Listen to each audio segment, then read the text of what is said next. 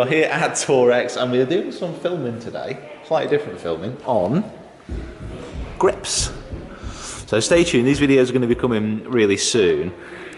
And it's all about what grips you'll be using, how you should kind of judge whether you need new grips, and all around everything at the top end of the club, not just the club head. So I'm quite excited about doing these videos. It's something that we've not done before, not sure it's been done before either. So I'm pretty excited, and this is our workshop for the day. Look at this. So this is at Torex, which is in Ince, in the northwest of the UK. And how about this for a workshop? This one's yours, Pete. Yeah, I think I'll get to the Open using that. And then I reckon it might have even played in the Open this one. Excuse me, sir, can I pick up a fine selection of grips from you? Well, just in, Peter. What would you do? 10 for cash. 10 for cash.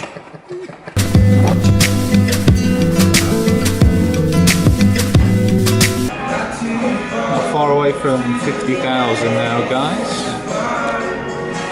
Please keep subscribing. That'll be lovely. So this is my office for the next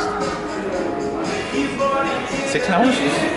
I'm meant to be playing this afternoon with Rick, and I don't want to tell you before now, but Carly Boots. I know you all get very excited. But it just depends. So I'm on my way to Delamere Forest to play with Carly and Rick. Unfortunately, her golf attachment, her golf club attachment and her golf day is actually taking place at Dunham Forest, which, you know, there's not very often that you get two D-something forests in the same area. And would you know it, I got it wrong and I'm heading to the wrong course, which is, you know, slightly on the frustrating side, but it's okay. I've turned around and I'm on my way to the right one now. So I've got down to Dunham Forest now. I'm just going to head down to the range. It looks very, very nice and posh down here. Might not be giving it the best reflection, but that's the kind of house which is surrounding this course. I'm going to go down to the range, get myself loosened up.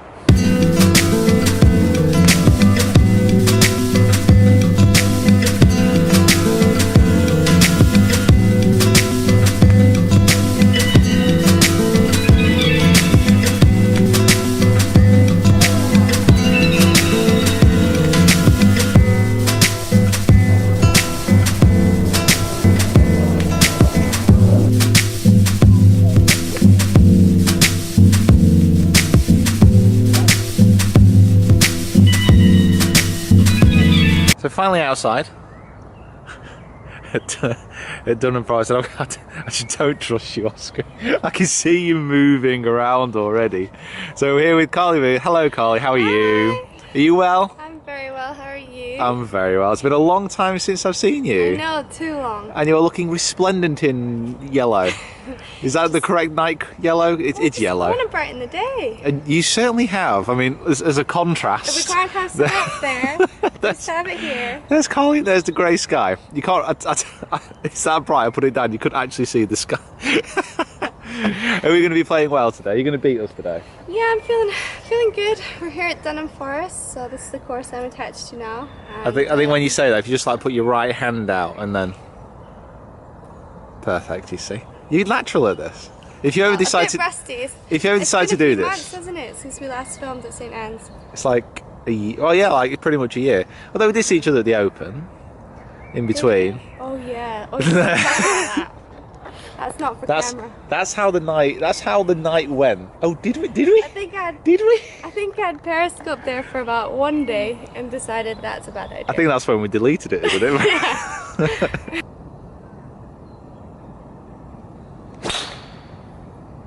And he has smoked it.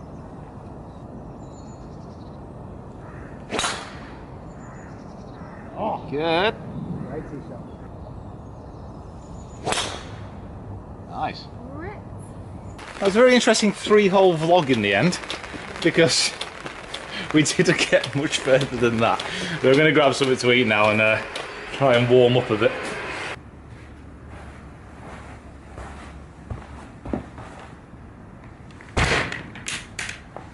Well, things have certainly improved since yesterday as far as the awful conditions are concerned. It was nice to go down to Dunham actually. I've not been down to that course before, and it was obviously great to kind of catch up with Carly again. And comment below, I mean, Carly's actually not got her first Ladies European Tour event for another month, so I think she said she's up for doing some more videos. So if you want to see some more videos, comment below, let me know, and I'm sure we can get that arranged. Also had a couple of well, new delivery of a shaft through for my Ping driver, and I'm gonna the G driver. I'm gonna pop this in and I'm gonna see how it performs, because I'm very much in two minds, because I was enjoying using the G. It wasn't as consistent as I wanted it to be, and then all of a sudden, because the shaft broke, I put the M1 back in the bag, and the first couple of times I used that, I was absolutely flying. I was hitting it really, really well, except the fact that it is still a little bit wild on some shots when you don't quite catch it. So I'm still in two minds. Hopefully I'm going to decide that today.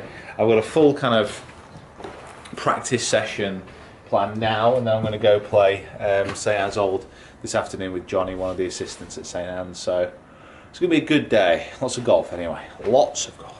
One of the main things I want to get out of today is I want an answer. I want a final answer to myself of actually what driver that I'm going to be hitting, because at this moment in time I am still, you know, I'm still kind of undecided on what I'm going to do. Now, what I'm going to do is I'm going to get GC2 out, and I'm going to try a different combination of things. I mean, I've kind of broken it down into a couple of main categories that I'm kind of happy with. So we've got, as you can see here, an assortment. So we've got the GLS Tech driver, the Ping, got the M2, got the M1, and then we've got like the Ping normal heads, and we've got kind of a variety of shafts that I'm kind of working through. Now what I'm going to do is very simply, I'm just going to hit quite a few shots with each club, compare the ball data, and then see what happens, and make a decision now. Make a decision today and put it to rest in my own head.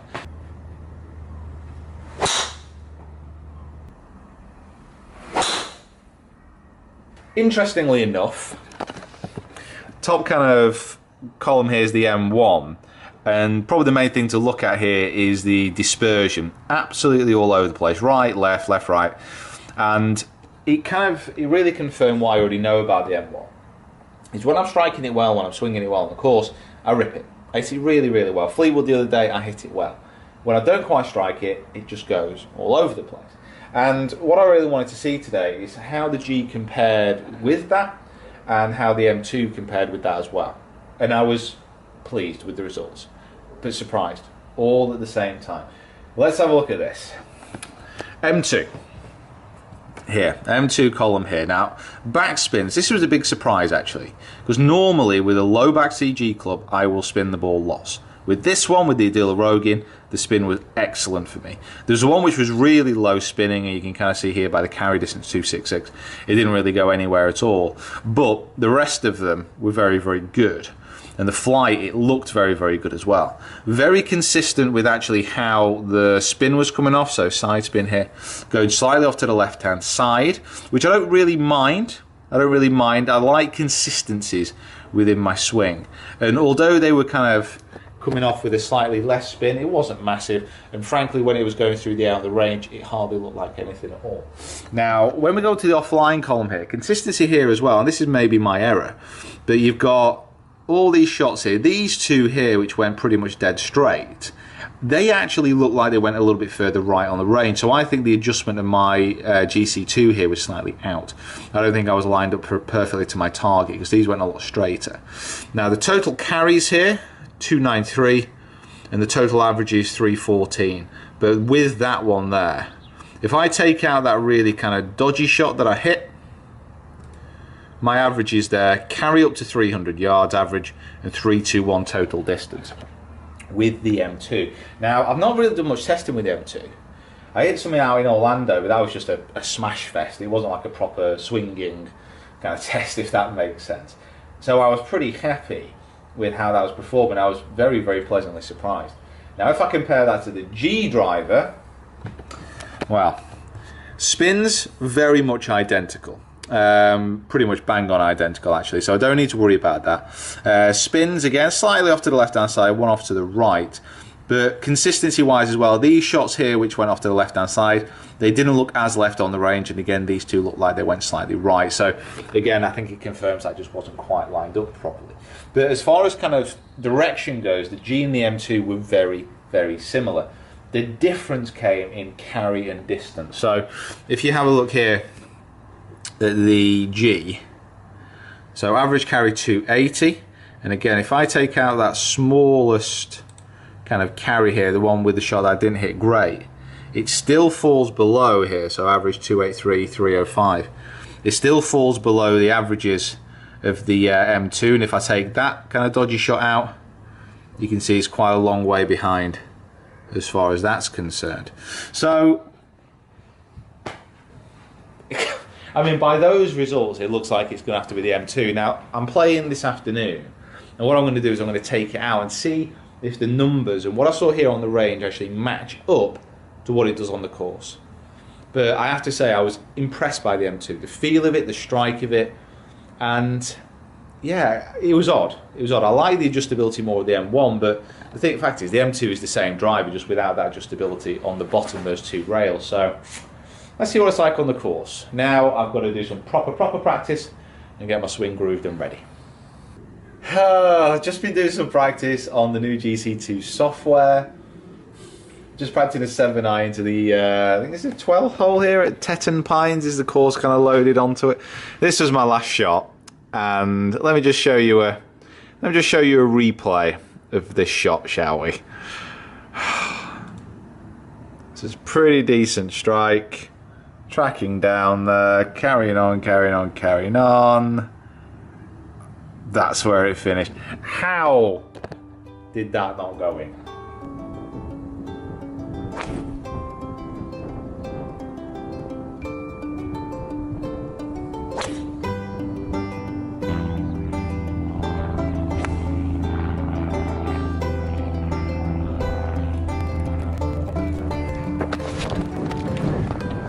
Check this out for a lovely day. I'm out with everyone from St. Anne's today. So I'm out with Johnny and the two Sams over there. Me and Johnny playing two Sams, and we are currently 2 down. I'm hitting the ball really well. I've not all the putt, and the putting's been pretty good recently, so I have to try and rectify that. What a difference a day makes. The sunshine today is great, down to 2 layers. Long may it continue.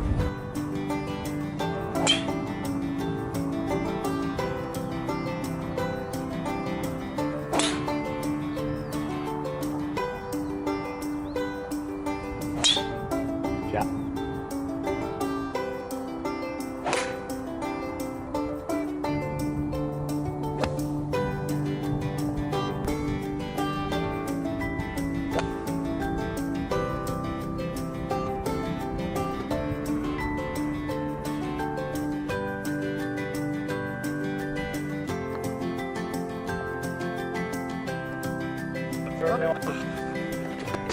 Well, that's been a very active.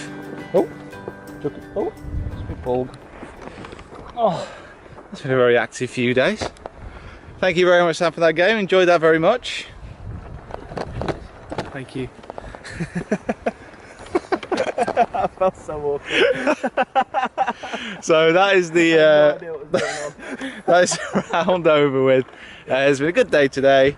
That putt you just saw me hit there, that was like my 15th attempt at trying to hole it. It wasn't really working. I think I finished level par over 9. You same level? Level?